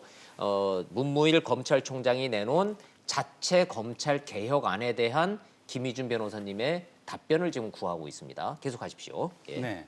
그래서 이번에 나온 그 검찰 개혁 자체 개혁안을 보면은 네. 직접 수사 줄이겠다잖아요. 그렇죠. 직접 수사 그 범위를 줄이고요. 예. 그 다음에 수사 착수 기능을 분권하고 재정 신청은 제도를 말이 어려워요. 하여튼 말이 이렇게 어려운데. 돼 있는데요. 예. 제가 이제 가장 문제가 된다고 생각하는 부분은 네. 사실 검찰 개혁이 문제가 됐던 것은 아까 말했던 정치적인 사건, 그렇죠. 정치 검찰 문제였고 예. 그런 사건을 유발했던 부서는 특수부거든요. 특수부. 예. 예. 근데 직접 수사 총장을 축소하겠다고 내놓은 구체적인 내용을 보게 되면은 특수수사 영역은 그대로 가져가겠다는 거거든요. 그러니까 결국은 나머지는 말이 어려서 잘 모르겠고 예. 1번이네요. 1번. 그렇죠. 예. 직접 수사 총량을 축소하겠다는 얘기는 결국은 특수부에서 하는 옛날식으로 따지면 대검 중수부에서 하는 정치 사건. 그렇죠. 이거를 줄이겠다라고 그러는데 이게 애매하다. 아니요, 그걸 줄이지 않겠다는 거죠. 마약이라든가 오히려 안 줄이겠다는 거예요. 그렇죠. 마약 수사라든가 식품의약 수사라든가 예. 이런 것들은 문권화를 추진을 하고 그다음 특수수사라든가 금융수사라든가 이런 것들은 계속 직접 수사를 하겠다는 거거든요. 근데 검찰이 그동안에 문제가 됐던 것은 특수수사 영역이었습니다. 역시 특수수사에서- 해보신 분이 아시네. 예, 특수수사에서 이게 주로 정치적인 사건을 수사를 하면서 네. 그걸 공정하고 객관적으로 수사를 하지 못했다는 것이 주된 검찰에 대한 비판 이유였거든요. 예, 시청자 여러분들이 김희준 변호사님의 이 깊은 뜻을 지금 충분히 이해를 하실까지 걱정이 돼서 문무일 검찰총장이 저 말에 행간의 뜻이 사실은 내려놓아야 될 거는 안 내려놓고 엉뚱한 것만 지금 내려놓겠다고 말하니까 이게 국민적 지지를 못 받는 거다 이 말씀이십니다. 네, 저는 그렇게 보고 있고요. 예. 사실 검찰에서 줄기차게 주장해 왔던 게 예. 우리는 준사법기관이고 경찰 수사에 대한 사법적인 통제가 필요하다. 네. 그게 국민의 인권을 보호하는 거고 강화시키는 것이다. 그런 논리로 주장을 해왔는데 네. 제가 보기에는 그래요. 지금 이게 현 시점에 와서는 검찰의 정체성을 분명히 해야 될 시점이 왔다고 생각을 합니다. 과연 수사기관으로 계속 갈 것인지 네. 진짜 진정한 준사법기관으로 갈 것인지, 것인지. 수사기관이기도 하고 준사법기관이기도 하는 그런 카멜레온 같은 존재가 돼서는 안 되거든요. 내가 유리할 때는 사법기관이라고 그랬다가 그렇죠. 준사법기관이라고 그랬다가 또 이럴 때는 또 나는 수사를 해야 되는 게 원래 업무라고 그랬다가 네. 두 가지 떡을 다 먹으려고 한다. 그렇죠. 지금 현재 나온 그 내용을 보면은 특수수사 영역에서는 수사기관으로 손수로 떼겠다는 거거든요. 그렇네요. 나머지 영역은 지휘만 하고 싶다는 건데 예. 그래서는 안 된다는 거죠. 정말 내가 준사법기관인지 수사기관인지 분명히 하는 게 맞다고 저는 봅니다. 그런데 그 부분이 지금 빠져 있기 때문에 검찰이 국민적 지지를 못 받고 있다라는 말씀. 이원호 변호사님하고 박대경 교수님한테도 같은 질문 좀 드려보겠습니다. 네. 자, 검찰의 자체 개혁안이 왜 청와대도 싫다고 그러고 국민들도 깨우뚱하는지를 여쭤봅니다. 이원호 변호사님 먼저 할까요? 예. 예.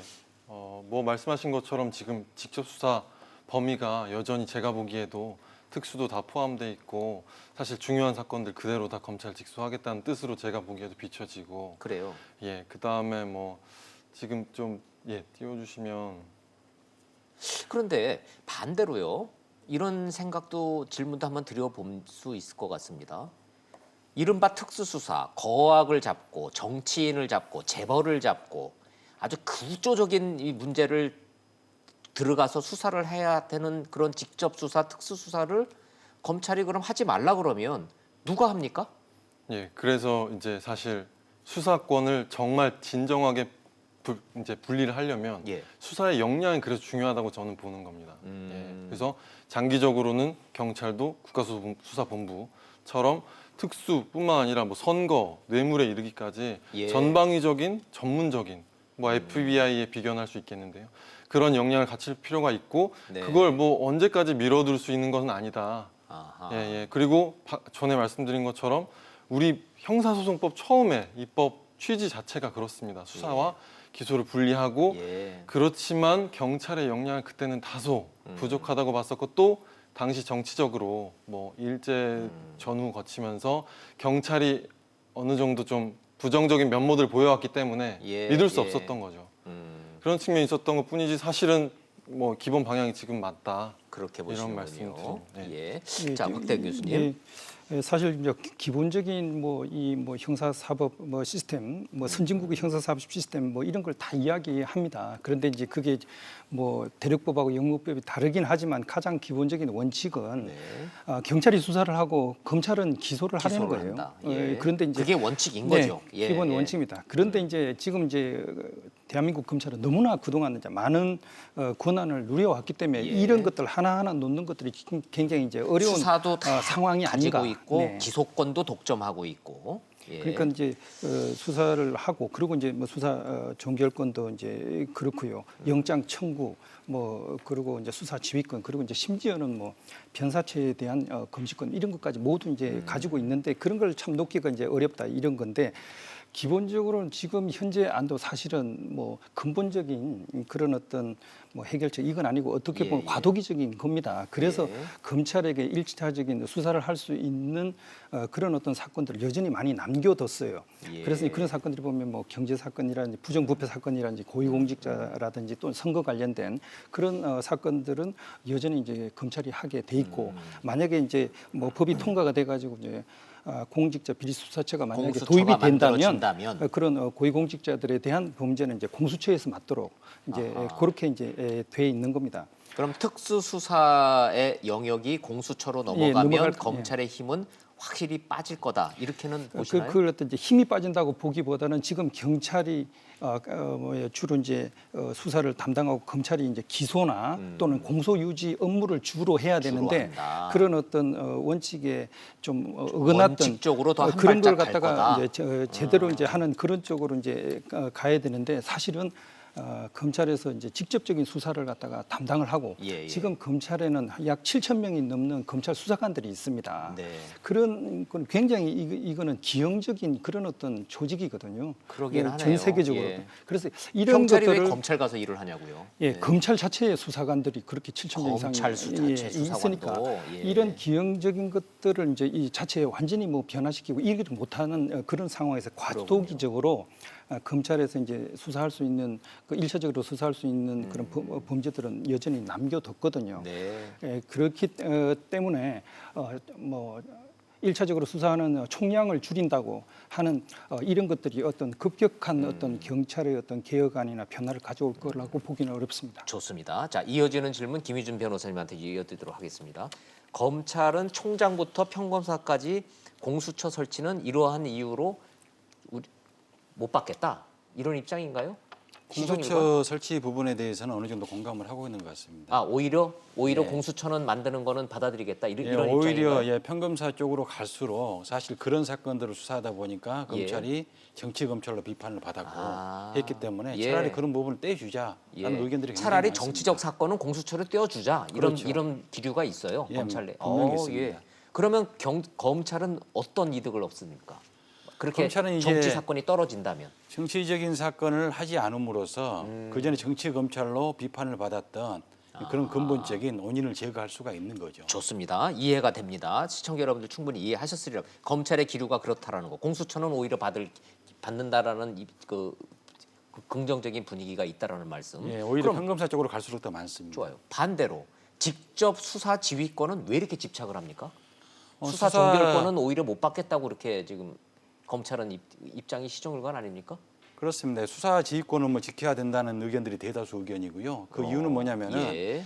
이제 우리가 뭐 수사권하고 기소권을 뭐 분리를 해야 된다 네. 그렇게 이야기하는데 그건 맞는 이야기입니다. 그런데 기소를 하기 위해서는 이게 혐의 유무에 대해서 분명하게 판단을 할 수 있어야 되거든요. 근데 그렇다면은- 경찰이 분명하게 확인을 못 합니까? 경찰에서 종결하고 송치를 해버리면은 예. 이게 굉장히 부실하게 넘어왔을 경우에 음. 그게 뭐 그 상태에서 그대로 기소하기는 어렵지 않습니까? 네. 그러나 안정 장치가 있지 않습니까? 뭐 60일 이내 동안 뭐 저 60일 동안 그 기록을 가지고 있고 또 뭐 이의 신청도 할 수 있고 뭐 잘못하면 처벌도 할 수 있고 이런 안전 장치가 있다고 주장을 하더군요. 그렇죠. 이제 그 기간 동안에 사실 그 모든 많은 사건들을 다 제대로 보면서 컨트롤하기가 어렵다는 거죠. 아, 검사가 다 그렇게 못 한다. 그렇죠. 예. 시간적으로 이게 불가능하고요. 예. 그래서 이제 검사가 사실 기소 여부를 결정하기 위해서는 혐의 유무에 대해서 정확하게 파악할 수 있는 그런 충분한 기회가 주어져야 되는데 그게 바로 수사 지휘권이거든요. 예. 수사 지휘권이라는 것은 뭐 지휘한다는 개념을 쓰니까 뭔가 상명하복 관계로 마치 뭐 느껴지지만 갑질하는 것처럼 이제 예. 이미지가 돼 있기는 그게 하죠. 아니라 검사가 궁금한 사항에 대해서 물어보는 거거든요. 이러이러한 예. 부분들 확인을 해줬으면 좋겠다. 네네. 최소한 그런 권한은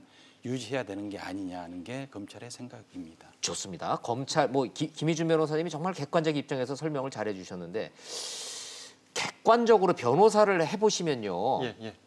자, 수사 종결권 경찰이 이제 조사해 보니까 별거 아니네. 끝. 예. 종결 끝 하면은 끝난다는 거잖아요. 예. 지금은 검찰에 가서 검사의 판단을 한 번 더 받을 예. 제도적 장치가 있는데 예, 예. 그거 하지 말자라는 거 아닙니까? 예, 예. 변호사 객관적 입장에서 어떻습니까? 예, 저희들이 일을 하다 보면 그 부분은 제가 김민주 변호사님 생각하고는 조금 다른데요. 예.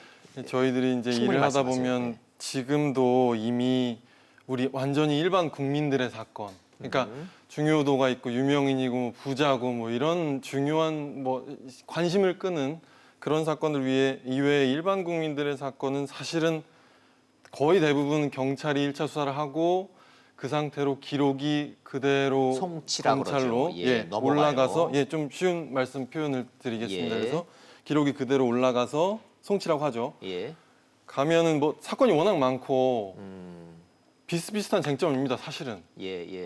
법률가들이 보기에도 법리적으로 크게 다툼이 있진 않고 굳이 두 번 들여다볼 네, 필요가 없어요. 뭐 제가 보기엔 그렇습니다. 예, 예. 그러다 보니까 지금도 검사 입장에서는 특별히 그걸 기록 이외에 더 막 이렇게 불러서 뭐 하는 경우도 있습니다. 있긴 있지만 네. 기록에 의존을 많이 할 수밖에 없는 상황이다. 예, 그거는 이제 뭐 열성이나 그런 측면이 아니라 일 자체가 너무 많고 사건이 너무 많고 네. 그런 면도 있어 실질적으로 그렇게 되고 있다. 예. 그러다 보니까 지금 이번에 이제 지휘권 내려놓고 보안 장치로 보안 수사, 그다음에 보안 뭐 요청, 그다음에 다시 좀 재수사 요구입니다. 이제 사실 이 재수사 요구는 송치를 받아서 하는 건 아니고 그냥 정말 기록 송부만 받아서 하는 거다 보니까 뭐 거기에서 오는 조금의 한계는 있을 수 있습니다. 실무적으로 검사가 뭐 직접 추가적인 조사가 필요하니까 전화해서 뭐 나와서 네. 뒤늦게 그 사람 다시 불러가지고 막 조사를 하기는 어려울 겁니다. 그냥 기록 송부니까. 그렇지만 현행으로도 일반 국민들의 대다수의 사건은 지금 이번에 개혁안 발표된 거와 유사하게 가고 있다. 자, 요 대목에서 예, 그렇게 느끼고 있습니다. 예, 요 대목에서 이현호 변호사님 말씀 충분히 이해를 했는데 근데 검찰 조사를 통해서 결과가 정반대로 바뀌는 게 연간 4만 6천 건이나 된다. 예, 예. 아, 요 대목은 좀 걸려요. 예, 예. 대다수가 이중 조사 받을 필요 뭐 있습니까? 한 번으로 끝냅시다. 오케이, 좋다 이거예요. 그런데 100건이 다 그렇더라도 딱 한 건에 억울한 사람이 생기면 안 되는데 결론이 뒤바뀌는 게 연간 4만 6천 건이다? 이건 너무 많지 않습니까? 네, 제가 지금 방금 드린 말씀은 이중 조사가 싫다는 그냥 한 번에 끝내자는 건 아니고요. 예, 분명히 기록을 보고 검찰에서 그 정도 관리 감독. 그러니까 지금 뭐 완전히 일거수일투족 사실 뭐 경찰이 잘못하면 이건 아니고 뭐 다시 예, 예. 서면으로 명령 내리고 그런 수준보다는 조금 낮춰서 아하. 기록을 송부받아서 재검토할 수 있는 기회가 있고 예. 그거는 이중 수사를 빼자는 게 아니라 결과적으로는 한 번 더 들여다보는 건 맞습니다. 네. 그렇지만 실제 검찰이 어떤 뭐 조금 서면 검토 차원에서 예. 지휘 수준이 아닌 왜냐하면 장기적으로는 우리가 수사권을 분리를 해야 되고 수사 역량 강화 이런 측면이기 때문에 저는 뭐 그런 두 분의 예, 예. 약간의 온도차가 좀 있네요. 네, 네, 네. 이 검찰이 그런 이 법률적 지휘 감독권, 수사 종결권을 아예 놔버리면은 국민들이 오히려 피해를 볼 수 있다라고 지금 김희준 변호사님 말씀하시고 뭐 그런 다소간의 이 안전장치가 필요하긴 하지만 방향은 이게 맞다라고 이 변호사님 예, 말씀하시고 학자로서 곽 교수님은 어떤 입장이십니까? 예, 그 실제로 이제 사건이 이제 수사가 되고 예. 진행되는 그때 이제 수사 지휘권을 이제 검찰이 이제 해야 되느냐 뭐 이런 거에 대해서 여러 가지 이제 진실을 갖다가 추구하는 그런 측면 하나하고 네. 이제 인권 침해를 갖다 예방하는 그런 측면에서 이제 검찰에서는 이제 필요하다는 거고요. 경찰에서는 이미 그런 것들을 우리 경찰 내에도 여러 가지 내부적인 통제 장치가 있고 수사 이제 구조상 여러 가지 이제 상하간에 이제 또 들여다보는 이제 그런 것도 있고 이미 이제 경찰이 수십 년 동안 수사를 해온 그동안의 이제 경험 이런 것들이 처음 이제 우리나라가 뭐 형법이나 형사소송법이 만들어지던 1950년대 초하고는 너무나 이제 달라졌고 네. 그런 어떤 경찰의 어떤 업무 능력 이런 것들을 인정을 해서 이제는 수사를 종결할 수 있는 그 권한을 가지는 게 필요하지 않나. 그리고 이 정도의 검경 수사권 조정은 이제는 우리가 도입할 때가 됐다. 이렇게 보시네요. 그렇죠. 이제 객관적인 시대적인 어떤 흐름이나 예, 여러 예. 가지 이제 현재 이제 상황, 여러 가지 이제 조직의 역량 이런 걸 볼 때 경찰이 충분히 검찰이 수사 지휘권 없이 수사를 종결할 수 있는 그런 권한을 이제 가질 때가 이제 되지 않았나 이런 뭐 입장을 또 경찰 내부에서는 이제 분명히 가지고 있고요. 그리고 예. 이제 그런 방향으로 이제 가는 것이 이 경찰 관련된 경찰학과 범죄학을 공부하는 학자 입장에서는 그런 방향이 옳다고 생각을 하고 있습니다. 예, 알겠습니다. 자, 학자로서 전문가로서 이제는 뭐 양쪽의 입장 다 이해가 되는데 요 정도는 가도 되지 않느냐라고 지금 조심스럽게 좀 말씀을 좀 하시는데 시간이 좀 다 돼서 각 출연자분들께 한 1분씩 제가 좀 시간을 좀 드리도록 하겠습니다. 김희준 변호사님 오늘 검찰 그 경험을 갖고 계시지만 검찰에 대해서 나름대로 객관적인 입장을 해주셔서 너무 감사하고 검찰총장 바뀌죠 이번에 당연히 바뀌는 거죠 임기가 다 됐으니까. 임기가 7월달에 제가 궁금한 거는 7월 24일 임기 전에 그냥 확 사표 내고 나가버리는 경우의 수 있습니까 없습니까? 그 전에 김준규 총장 같은 경우가 있었잖아요. 임기를 얼마 남겨두지 않고 예. 그만두기는 했었는데요. 그러니까 이제 저항하는 아주 상징으로 돼버렸죠. 예. 근데 문무일 총장 같은 경우는 그럴 것 같지는 않습니다. 아, 잘 아시니까 또 그러지 않을 거다라고 또 보시는군요. 자, 어떻게 가야 됩니까? 국민들한테 바람직하려면 이 문제가. 제가 토론 중간에도 말씀드렸지만은 개혁이 필요한 근본 원인이 무엇이었는지 네. 그 이유가 무엇이었는지에 대해서 네. 집중할 필요가 있다고 생각합니다. 정치 검찰 이 문제. 그렇습니다. 예. 정치 검찰 정권의 신여 문제. 과연 지금 현재 나온 개혁 내용대로 갔을 때 예. 그런 문제를 근본적으로 해결할 수 있을 것인지 예. 그 부분에 집중을 해보면은 지금 현재 가고 있는 개혁 방향이 맞는지 틀린지에 대한 대답이 나올 것이라고 생각을 합니다. 방향이 틀렸다고 보시는 겁니까? 내용이 미진하다고 보시는 겁니까? 방향은 옳다고 보고요. 방향은 옳다? 내용 자체가 미진하다고 내용이 봅니다. 미진하다. 자, 방향은 옳지만 내용이 미진하다. 이거 가지고 정치 검찰에 대한 이 불신 못 털어낸다라는 결론 내셨습니다. 자, 이현호 변호사님 결론 좀 여쭤보겠습니다. 예. 저는 이번에 패스트트랙 법안을 보면서 예. 이제 특히 보안 수사 요구, 재수사 요구, 징계 요구, 경찰 징계 요구 예. 이런 장치들을 두고 검사는 지휘권을 내려놓고 예. 이런 것들이 결국에는 어떻게 될까, 어떤 방향으로 양상이 전개될까 한번 상상을 해봤습니다. 예. 저도 궁금해요. 일반 예. 국민 입장에서 체감하는 게 어떤 게 있을까? 제 생각에는 이제 짧은 소견으로는 아마도 미묘한 긴장 관계가 더 형성되지 않을까. 경찰과 예. 검찰 사이에. 네. 그렇게 한번 생각을 해봅니다. 네. 기존에 있던 아주 폭넓고 전반적인 지휘권이 아닌 사실은 어떻게 보면 경찰 수사에 간섭할 수 있는 장치들이 있고요. 그게 또 검사의 업무가 되고 또 경찰은 그런 게 존재하기 때문에 더 긴장하게 되고 트집 잡히고 싶지 않죠. 네. 그런 게 더 형성될 것 같다. 그건 결국 국민에겐 좋고 어허. 수사기관에게는 피곤한 게 아니겠느냐. 예. 뭐 이렇게 저는 생각을 해봤습니다. 이 변호사님은 낙관적으로 좀 보자. 예, 이게 예. 다 발전해 나가는 과정이다 이렇게 보시는군요. 네, 예. 그렇습니다. 아주 참신한 해석입니다. 곽 교수님은요? 네. 뭐 저희들이 이제 수십 년 동안 뭐 유지해오던 그 제도를 뭐 한꺼번에 변화시키기는 어렵습니다. 기존 네, 관행을 깨는 네. 게 그만큼 어렵다는 거예요. 그만큼 맞아요. 많은 어렵습니다. 진통이 필요합니다. 네. 그런데 민주주의 기본적인 원칙은 견제와 균형입니다. 서로 이제 국가 기관들끼리 서로 이제 상호 협조할 건 협조하더라도 적절한 선에서 이제 견제를 하고 서로 이제 상호 이제 균형을 맞춰야 결국 국민들의 어떤 뭐 인권이 보호가 되고 그리고 이제 사건의 그 실체를 파악하는 데 이제 도움이 되지 않나 그런 생각에서 좀 가능하면 뭐 자기 기관 중심적인 그런 이기적인 생각 이걸 버리고 예. 정말 그 밑바닥 그 국민들의 예. 어떤 편의를 위해서 어떻게 제도를 마련하는 게 필요한지 이런 걸 갖다 좀 진지하게 고민하고 그거에 따라서 과감하게 뭐 기존의 편한 방식 이걸 버리고 국민 모두를 위한 그런 어떤 시스템을 만드는데 좀 중지를 모으는 게 필요하다고 생각을 합니다. 네, 오르신 말씀이라는 게 문자 하나에 세 분의 주장이 다 지금 통합이 돼 있어서 하나 소개하겠습니다. 검찰이나 경찰이나 정치권, 대기업 눈치 보지 말고 소신껏 수사해야 한다. 그것만이 국민으로부터 신뢰받는 검경이 되는 거다. 결국은 원칙으로 돌아가라는 얘기네요. 예, 세 분의 말씀하고 일치하기 때문에 소개해드렸습니다. 자, 검경 개혁 방안 우리하고 상관없는 문제가 아니라 국민 일생활 하나하나에 직접적인 영향을 주는 대단히 중요한 문제이기 때문에 진행 상황대로 또 세 분 모시고 자세한 얘기 좀 들어보도록 하겠습니다. 자, 곽대경 교수님, 김희준 변호사님, 이현우 변호사님 잘 들었습니다. 감사합니다.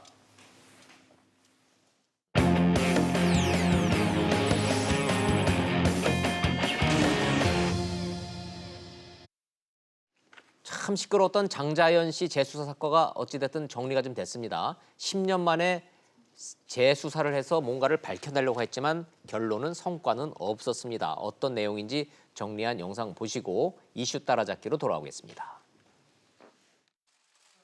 법무부 검찰 과거사위원회는 고 장자연 씨 기획사 대표 김종승 씨의 위증 혐의에 대해 수사를 권고했습니다. 이종걸위원회 명예훼손 재판에 증인으로 출석해 허위 진술을 했다는 혐의입니다. 윤지호 씨 등의 주장으로 논란이 됐던 장 씨에 대한 특수강간 의혹은 관련 근거가 부족하다는 이유로 수사 권고 대상에서 제외됐습니다. 과거사위는 장 씨의 피해 내용이 기록된 이른바 장자연 문건의 내용은 대체로 사실에 부합할 걸로 보면서도 윤지호 씨가 주장한 이름만 적힌 리스트의 존재는 진상규명이 불가능하다고 밝혔습니다. 윤 씨에는 그런 리스트를 본 적이 없다고 진술하고 해당 문건도 사라졌다는 이유에서입니다. 검경의 과거 수사가 부실했다고 결론 내린 과거사위는 과거 경찰 수사 때 조선일보의 외압 정황도 확인했다고 밝혔습니다. 당시 조선일보 사회부장이 박모 사장을 조사하지 말라고 압력을 행사했고 특히 경직청장 조 모에게는 단체의 위력을 보고 협박한 사실을 확인하였습니다. 과거사위는 장 씨의 과거 통화 내역이 수사 기록에서 누락됐고 초동 수사 때 압수수색도 제대로 되지 않았다며 이에 대한 개선 방안 마련도 검찰에 권고했습니다. 이슈 따라잡기 순서 돌아왔습니다. 이수희 변호사님 나오셨네요. 어서 오십시오. 예, 안녕하세요. 안녕하십니까. 네. 야, 뭐 그렇게 요란하게 떠들더니 결론이 뭡니까 지금? 밝혀낸 게 있는 게 뭐 한 가지라도 있나요? 지금 이제 그 어제였죠. 그 과거사 진상조사위에서 예. 공식 발표를 했습니다. 이걸로 이제 최종 다 발표된 거죠? 예. 그래서 이제 그 뭐 성매매 알선 아니면 뭐 그 성접대 강요 여기에 대해서는 증거 부족입니다. 증거 부족이다. 예, 증거가 부족하다. 아니다가 아니라 증거를 밝혀낼 방법이 없다. 근데 형사 사건들은 대개가 증거 부족 그러면은 예. 그러니까 한마디로 수사를 할 만큼의 증거들이 나온 건 없다. 이런 뜻이에요. 재수사를 할 만한 뭔가 이 거리가 없다 이런 뜻이네요. 예. 그리고 장자연 씨가 소속돼 있던 소속사 대표가 뭐 강요한 행위들에 대해서는 공소시효가 만료됐기 때문에 그것도 수사를 할 수가 없는 거고요. 예. 그리고 이제 하나가 2009년 당시 문제가 됐을 때 그 조선일보 측에서의 그 사회부장이라고 하는 분이 당시 뭐 조현호 경기 그 지방청장하고 뭐 강일학 경찰청장을 만나서 그 수사를 못하도록 했다.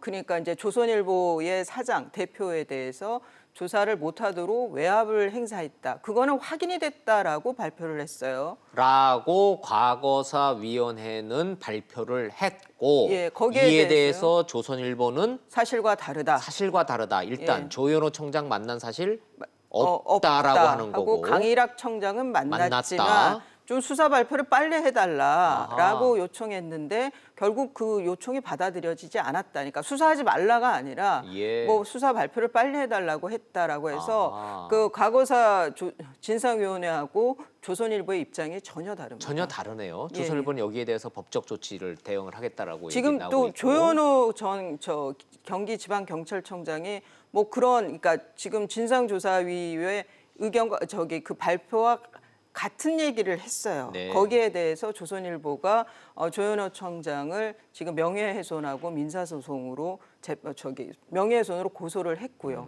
그러니까 조선일보도 앞으로 안 끝나네요 이게. 예, 네. 저 사건은 형사 사건으로 고소된 게 있기 때문에 네, 네. 예, 다툼의 여지는 계속 있다고 보입니다. 좋습니다. 자, 이거 그냥 이제 10년 만에 뭐 재수사를 하라고 대통령이 지시까지 했는데도 이렇게 뭐 안 된다 그러니까 결국은 다시 또 묻히는 사건으로 되는 거라고 국민들이 지금 이해를 하고 있는데. 그런데 이제 거기에 이 사건에서 윤지호라고 하는 예, 그 질문 좀 제가 드리려고 그래요. 예. 뭐 유일한 목격자다. 장자연 리스트를 본 유일한 목격자다. 그러면 뭐. 윤지호 씨가 봤다라고 주장한 이른바 장자연 리스트는 있습니까? 없습니까? 지금 상황으로 봐서는 없는 걸로 보여요. 없다라고 이 예. 과거사위원회도 있다라고 확인을 못했네요. 예, 리스트 존재에 대해서는 확인을 못했기 때문에. 그러니까 윤지호 씨의 주장만 남은 거네요. 근데 그 윤지호, 그 주장하고 있는 윤지호 씨가 믿을 만한 행동들을 안 보였다는 거예요. 예, 그래서 외려 더 윤지호라고 신뢰도가 떨어졌다. 예, 그렇습니다. 그 장자연 씨가 남긴 그 유서가 됐든 뭐가 됐든 뭐 묻은 문건들은 이미 유족들이 다 불태워 버렸다며요. 예. 아, 그러면 뭐 정말 뭐를 규명해내기는 좀 어려운 사건이기는 하네요. 뭐 봤다고 하는 기자가 있고 뭐 예. 한데 지금 그러니까 윤지호라고 하는 의혹투성이의 인물이 등장하면서 예. 외려 고인에게는 또 도움이 안 된 상황이 아닌가 싶습니다. 대통령까지 나섰었는데 결국 안 되는 건 안 되네요. 알겠습니다. 자, 뭐 좀 정치권으로 여의도로 좀 한번 가보죠. 어제 호프. 예. 이게 맥주 호프가 되는지 희망의 호프가 되는지 관심이 많았는데 예. 만나긴 만났어요, 셋이서? 예, 만났습니다. 원내 대변인들을 분위기는 좋네요. 예, 지금 다들 웃고. 교섭단체 정당 3명이 만난 거죠. 예. 그래서 맥주 잘 사주는 형 이인영 민주당 원내대표하고 그래서 맥주는 누가 샀대요? 이인영 원내대표가. 이인영 원내대표가 샀대요. 예. 그래서 이제 세 분이 만났는데 다시 한번 만나기로 했다. 근데 저 분위기 보면 기자들 쭉 둘러서 있고 저렇게 나란히 맥주 한 잔 들고 있으면 저 맥주 맛이 날까요? 저기서 하고 안쪽으로 이동을 했습니다. 저거 들고 안쪽 그렇죠. 저기서 맥주 맛이 나겠습니까? 술이 넘어가겠어요. 기자들 저렇게 많은데. 저거는 이제 앞에 오프닝 멘트 정도 하고 그래서 이제 저런 사진 찍고 그리고 안에 들어가서 얘기를 하고 중간에 또 배석했던 원내 대변인들도 다 빠졌습니다. 그래서 이제 저런 식으로 들어갔군요. 그래서 원내 대표 세 사람만 나름 허심탄회하게 얘기를 했다라고 하고 있고요. 그리고 아마 입장 차이들이 입장 차는 확인을 했는데 어떤 입장인지도 확인을 한 것 같습니다. 그러니까 뭐 그렇게 김 빠진 맥주는 아니다. 김 빠진 맥주는 아니었다. 예. 좋아요. 근데 이제 국민들 입장에서 봤을 때는 새 원내대표가 만나서 맥주를 마시든 밥을 먹든 다 좋은데 국회가 정상화되려면 조건들이 필요하지 않습니까? 예. 그럼 양쪽에서 요구하고 있는 그 조건들이 뭐예요? 먼저 민주당은 뭐를 요구하는 겁니까, 한국당한테? 급하니까 빨리 추경을 통과시켜 달라요. 무조건 조건 없이 들어와라. 지금 이인영 원내대표는 그러니까 세 당 모두 중요한 거는 민주당하고 한국당이죠. 서로가 공식적으로 내놓은 안들은 없어요. 아예 안도 없군요. 그러니까 밖으로 내놓은 안은 없는데 어제 저 회동에서 그래서 제가 입장차 이는 확인했고 거기서 서로 양보할 선이 어느 선인지까지는 좀 머리 싸움을 하겠죠. 오늘은. 하긴요. 뭐 맥주 한 잔 먹고 풀릴 것 같았으면 뭐 여기까지 왔겠어요. 맞습니다. 그렇죠? 뭐 좀 서로 굉장히 네. 그 패스트트랙 전국에서는 굉장히 대치가 컸었기 때문에 그래도 뭐 이렇게 만난다는 건 중요한 겁니다. 예. 저희 세대 경험으로 보면은 뭐 폭탄주를 소폭을 한 10잔 이상 말아 먹어도 될까 말까 할 것 같은데 맥주 한 잔 갖고 뭐 될 것 같았으면. 예. 그러나 예. 국민들은 저렇게도 그래도 좀 뭐 싸우는 것보다는 그래도 웃으면서 맥주 잔이라도 부딪히는 거 보면은 예. 그래도 안 하는 것보다는 하는 게 낫다 이렇게 생각하실 것 같긴 해요. 예, 그렇습니다. 그러니까 이 정치에 대해서 굉장히 냉소적으로 보면서도 저런 모습을 보면 또 한편은 기대도 하게 되는 거. 그러게요. 그게 우리 대한민국 유권자 심리인 것 같습니다. 좋습니다. 자, 이제 뭐 좀 어찌 됐든 맥주 자주 마시고 소주도 마시고 그래서 빨리 좀 풀렸으면 좋겠어요. 예. 저 정부는 지금 애가 타는 게 추경 때문에 좀 애가 타는 것 같은데. 예, 그래서 예. 5월 벌써 다 끝나가요? 그러니까 지금 뭐 그 일정도 지금 못 잡았죠. 뭐 패스트트랙 그렇죠. 이후에는. 그래서 홍남기 부총리가 10일경쯤이었나요? 나경원 원내대표를 만났었어요. 예. 그때는 서로 날선 공방이 있었고요. 또 이제 오신환 바른미당 원내대표 신임 원내대표를 어제 홍남기 부총리가 또 만났습니다. 그 자리에서 오신환 대표가 도와주겠다 하지만 뭐 정부안 그대로 청와대안 그대로를 다 통과시켜 줄 수는 없다. 네. 규모를 좀 줄이지만 최대한 빠르도록 노력하겠다라고 해서 좀 긍정적인 반응을 했고요. 네. 나경원 이제 원내대표는 10일쯤에 홍남기 부총리 만났을 때는 그 소득주도 성장에 대한 거, 네. 이 정권의 그 경제 정책에 대해서 좀 획기적인 변화가 먼저다라고 해서 좀 날선 반응을 보였었습니다. 홍남기 부총리는 뭐 추경 때문에 지금 밥도 안 넘어간다고 얘기를 좀 하고 다니고 있는데 현실적으로 이 추경안이 5월 국회에서 통과가 되려면 한국당이 국회로 돌아와야 되고 이것도 엄연히 예산안이기 때문에 심사를 또 해야 되죠. 그렇죠. 그다음에 이제 그 홍남기 부총리가 어제 오신환 대표를 만나서 한 얘기가 추경안에는 경기 하방을 미리 예방하기 위한 예산이 포함되어 그렇죠. 있다라고 했어요. 그러니까 경기 활성화를 위한 돈 푸는 예산이 포함이 되어 있다고 마중물 했어요. 역할을 하는 돈이 들어있다라고 이렇게 했죠. 어제 여기서도 직서에서 논의했지만 오신환 대표가 또 그 얘기를 했어요. 그럼 대통령께서는 경제가 좋아진다고 얘기를 하고 또 추경은 하방을 예비해서 또 추경을 해야 된다, 급하다라고 얘기하고 이게 지금 경제 정책의 서로 역설 아니냐, 이거 모순 아니냐라는 좀 지적은 홍남기 부총리도 따갑게 받아야 될 것 같습니다.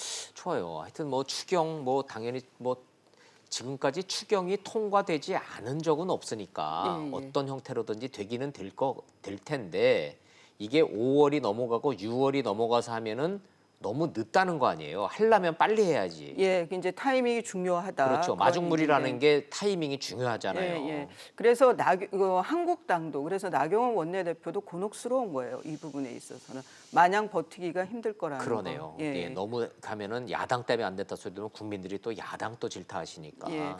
지금 최근에 여론조사에서 자유한국당 지지율이 조금씩 빠진다라는 이런 그 보도들이 꽤 있거든요. 그렇게 여론조사에. 나오고 있죠. 그래서 그게 아마 이쪽하고 관련되지 않을까. 장외투쟁이 너무 길어지면 야당이 항상 이 야당 지지율이 빠지는 추세가 우리가 경험적으로 겪어보잖아요.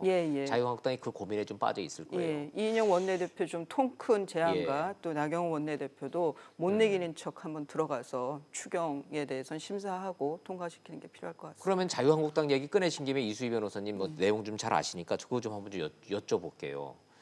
자유한국당 입장에서는 들어가려면은 이 5.18 문제를 어떤 형태로든지 좀 정리를 좀 해야 된다는 얘기가 좀 당 안팎에서 많이 나오고 있는데. 지금 저 맥주 호프 회동과 좀 오비락격인 거 우연의 일치인지는 몰라도 민주당에서 진상조사위원회 위원을 한 명 교체한다고 하니까 한국당에서도 교체를 하겠다고 했어요. 그분이 누구냐면 권태호 그러니까 삼성 장군 출신인데 장군 출신이에요. 군 출신. 군 출신을 추천을 했었죠. 진상조사위원회. 거기 이제 청와대에서 거부를 했어요. 그렇죠. 뭐 전문성이 특별법에 있는 전문성하고 맞지 않는다라고 해서 그런데 이제 한국당의 그 나경원 원내대표 말에 의하면은 본인도 고사를 하고 있고 뭐 해서 교체를 하기로 했다예요. 그래서 이제 군 출신이 들어가는 데 대한 반감이 꽤 있었거든요. 뭐 청와대나 여권에서 그런 면에서 이렇게 새로운 인물을 추천한다고 했을 때 저것도 하나의 뭐 돌파구가 될 수도 있을 것 같습니다. 아, 이수희 변호사님은 지금 추천위원 교체 자체가 좀 돌파구가 될 수 있다라고 말씀하시는데 시청자 여러분들이 뭐 저 세 분 다 아실려나 모르겠어요. 쉽게 말해서 가운데 있는 권태호 군 장성 출신 저분하고 이동욱 전 월간조사 기자는 5.18, 예. 5.18이 민주화 운동이라는 기본적인 전제 자체를 부인하시는 분들이라는 얘기들이 많아요. 그런 취지로 읽힐 만한 그 말들이 언행들이 있으니까. 예. 그러니까 청와대 입장에서는 저 두 분을 받을 수가 없다라는 거 아니에요. 그래서 제가 어제 이 자리에서 말씀드린 이제 악마의 대변인 같은 역할을 하는 위원도 괜찮다. 그래요. 자, 그러면 제일 궁금한 게 황교안 대표가 의중이 제일 좀 궁금한데 황교안 대표 뭐 광주 가가지고 저런 진정성 있게 상처를 보듬으신다며요. 이제 자주 가겠다라고 했죠. 그럼 자주 가서 앞으로 상처를 보듬으시려면 네.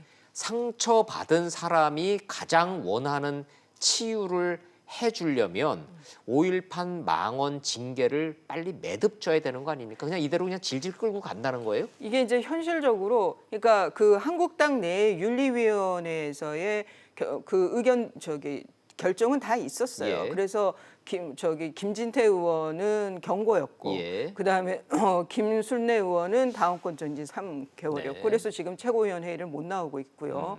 그런데 이제 이종명 의원의 경우에는 제명 하려면 결정을 의원총회를 했죠. 열어야죠. 근데 이게 이제 의원총회를 열어서 3분의 2 이상의 결의를 받아야 돼요. 그러면 3분의 2 이상이라는 건 3분의 2 이상이 출석도 해야 되는 거잖아요. 근데 보통 한국당에서 원내 회의를 할 때 의총을 열 때 그 정도 사람 수가 모이지를 못해요. 근데 그거는 저 국민들 입장에서 봤을 때는 저 수긍이 잘 안 되는 게 그 이후에 지금 석 달 동안에 자유한국당이 의원총회 연계 몇 번이에요. 그다음에 지난번에 패스트트랙 할 때 들어 누울 때 전원 다 출석했잖아요. 그런데 의원총회 열 시간이 없다? 이게 국민들 입장에서 받아들여지겠습니까? 시간보다도 이걸 안건으로 해서 그러니까 현실적인 어떤 우려인 거죠. 그러니까 징계를 위해서 의원총회를 열어서 이걸 통과시킬 자신이 없네요. 제가 보기에는 그런 것 같습니다. 그래요? 예. 그러면요, 이런 국민들의 질문은 어떻게 생각하십니까? 황교안 대표가 광주 문제를 매듭짓고 중도층을 끌어안기 위해서 이 징계 문제를 밀어붙이면 뭐를 얻고 뭐를 잃어버립니까? 지금 이제 이종명 의원의 발언은 그거였죠. 이제 북한군이 개입되었다예요. 이건 이제 진상조사위에서도 그 진상조사하면서 조사 대상이에요. 진짜 북한군 개입이 있는지 없는지에 대해서는 그러니까 이제 그렇지만 이걸 민주화 운동이라는 것을 부인하는 듯한 취지였기 때문에 제명 결정이 난 거예요. 김명주 비대위원장 때. 그럼 저는 이 선은 확실히 그어줘야 된다는 거죠. 한교안 대표가. 그러니까 5.18은 민주화 운동이 맞다. 뭐 그런데 이제 그 한교안 대표가 거기에서 이제 그 기념식을 갖다는 건 민주화 운동이라는 걸 인정하는 거랑 다름은 없는데 정확하게 워딩이 나온 게 없는 거죠. 똑 부러지는 워딩이. 그러면 이제 그럼 왜 그걸 못할까 싶으면은 지금 이제 아주 공고한 지지층, 한교안 대표 입장에서 본인의 공고한 지지층은 강경 보수 세력이란 말이에요. 근데 거기에 대해서 좀 실험을 꺼리는 것이 아닌가. 이 변호사님 말 설명을 듣고 보니까 왜 자유한국당이 황교안 대표가 이렇게 주저 하는지 이해가 되네요. 이걸 징계를 처리를 하면은 옳은 일을 한다고 생각을 하지만 지지층이 떠난다는 얘기네요. 그러니까 본인의 어떤 공고한 지지층이 있는 거죠. 그런데 저는 그걸 또 그렇게까지 볼 거는 아니라고 봐요. 너무 우려가 큰 게 아닌가. 황교안 대표가 뭔가 조금 더 정치적 입지가 강해지고 정치적으로 자신감이 생기면은 자기가 생각하는 대로 밀고 나갈 수가 있는데 지금은 자꾸 눈치를 본다라는 생각을 지울 수가 없습니다. 그러면 한교안 대표가 이제 본인이 보수라고 얘기를 하는 거 아니에요, 우파. 그러면 기본 가치가 자유민주주의잖아요. 5.18은 자유민주주의를 지키기 위한 운동이었던 거거든요. 행동이었던 거거든요. 광주 5.18 민주화 운동, 정치적으로, 법률적으로, 역사적으로 다 정리된 거 아닌가요? 그러니까 이게 저는 좀 한국당을 보면 딱한 게 그런 말들이 나올 때마다 그 5.18 유공자 지정 중에 일부 사람들이 들어가면 안 되는 사람들이 들어갔을 수 있다는 거죠. 그래서 옥석을 가리자라는 그 주장을 하기 위해서 본 원칙이었던 맞아요. 예. 그걸까지 흔들린다고 부정을 해버리니까. 부정하는 듯이 읽힐 만한 얘기들을 하니까 이런 사태까지 오는 것 같습니다. 그래서 제발 좀 그 주와 부를 좀 제대로 구분을 했으면 중도 좋겠습니다. 보수층들이 지지를 하려다가도 이게 그러니까 아유 저 아직 아니네 이런 분위기라는 거예요. 예. 알겠습니다. 황교안 대표의 선택 조금 시간 갖고 좀 지켜보죠. 말씀 잘 들었습니다. 예. 고맙습니다.